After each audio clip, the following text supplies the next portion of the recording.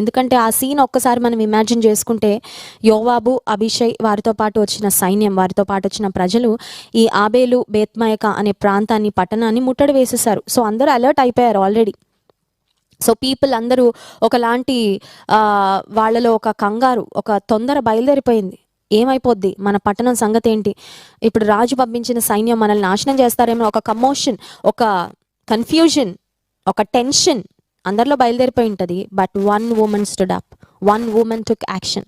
ఒక్క స్త్రీ ఏదో ఒకటి చేయాలి, నేను మౌనంగా కూర్చొని అనుకుంది. హల్లెలూయా. దేవునికి ఎలాంటి వారు కావాలంటే, నేను మౌనంగా కూర్చొని ఏదో ఒకటి మాట్లాడతాను దేవునికి విరోధంగా, దేవుని సేవకులకు విరోధంగా అని లేచేవారు అవసరంలా. దేవుని కొరకు నేను ఏదో ఒకటి చేస్తాను, దేవుని సేవకునితో కలిసి ఏదో ఒకటి చేస్తాను, దేవుని పనిలో నేను కూడా వాడబడతాను అనేవాళ్ళు కావాలి. అర్థమవుతుందండి? కొంతమందికి యాక్టివ్నెస్ ఉంటుంది. ఎక్కడుంటుంది తెలుసా? ఇష్టానుసారంగా మాట్లాడడంలో యాక్టివ్నెస్ ఉంటుంది. దేవుని చిత్తాన్ని ధిక్కరించడంలో యాక్టివ్నెస్ ఉంటుంది.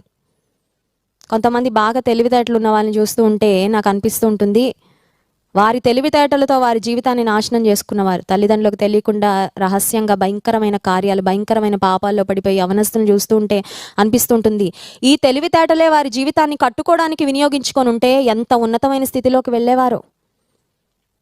దేవుడు జ్ఞానం ఇచ్చేవాడు, కరెక్టే, దేవుడే జ్ఞానం ఇచ్చేవాడు. కానీ ఆ జ్ఞానాన్ని నువ్వు ఎలా వినియోగించుకుంటున్నావు?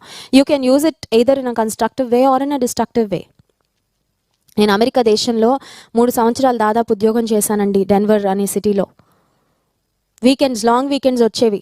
మంత్లీ వన్సో లేకపోతే 2 monthsకి ఒకసారో లాంగ్ వీకెండ్ వచ్చేది. అంటే ఎట్లాగో సాటర్డే సండే మాకు సెలవు, ఒక్కొక్కసారి ఫ్రైడే సెలవు వచ్చినప్పుడు 3 రోజులు సెలవు వచ్చేదనమాట. లాంగ్ వీకెండ్ అంటారు. కొన్నిసార్లు మండే హాలిడే వచ్చేది అనుకోకుండా, ఒక పబ్లిక్ హాలిడే. అప్పుడు సాటర్డే సండే మండే 3 రోజులు సెలవు. అట్లా లాంగ్ వీకెండ్ వస్తుంది అనేసరికి మా ఫ్రెండ్స్ అందరూ ప్లాన్ చేసేసుకునేవారు. ఏంటంటే, ఈ లాంగ్ వీకెండ్ మనం ఇక్కడికి వెళ్దాం, ఆ ఊరు వెళ్దాం, ఈ సిటీ వెళ్దాం, ఆ స్టేట్కి వెళ్దాము, అక్కడ అది చూడడానికి వెళ్దాం, ఇది చూడడానికి వెళ్దాం. దేవుని ఎదుట, దేవుని సన్నిధిలో చెప్తున్నాను, నేనున్న దాదాపు 3 సంవత్సరాల కాలంలో నేను మా ఫ్రెండ్స్తో ఎక్కడికి వెళ్ళాలన్నా ముందు నేను ప్రార్థన చేసుకునేదాన్ని. ప్రభువా, నేను వెళ్ళాలా, నేను వెళ్ళనా, దేవుని అడిగేదాన్ని ఫస్ట్. అందరూ వెళ్ళిపోతున్నారు కదా, టికెట్స్ నాకు కూడా బుక్ చేసేయండి, లేకపోతే ఫ్లైట్ నాకు కూడా బుక్ చేసేద్దాం, అందరం ఒకే ఫ్లైట్కి బుక్ చేసుకుందాం, చలో అని అనేదాన్ని కాదు. ముందు దేవుని పర్మిషన్ అడిగేదాన్ని. ప్రభువా, నేను వెళ్ళనా, నేను వెళ్ళడం నీ చిత్తమేనా, నేను వెళ్ళడం మంచిదేనా, దేవుడిని అడిగేదాన్ని. దేవుడు నాకు సమాధానం ఇచ్చాక మా నాన్నగారికి ఫోన్ చేసేదాన్ని. మా డాడీ వాళ్ళు హైదరాబాద్లో ఉండేవారు. మా నాన్నగారికి చెప్పినా చెప్పకపోయినా వారికి ఏం తెలుస్తుందండి? తల్లిదండ్రులకు దూరంగా ఉద్యోగాల నిమిత్తం వెళ్ళే యవనస్తుల పరిస్థితి రోజుల్లో ఎలా ఉంటుందంటే, ఇష్టానుసారంగా తిరిగేసి తల్లిదండ్రులకు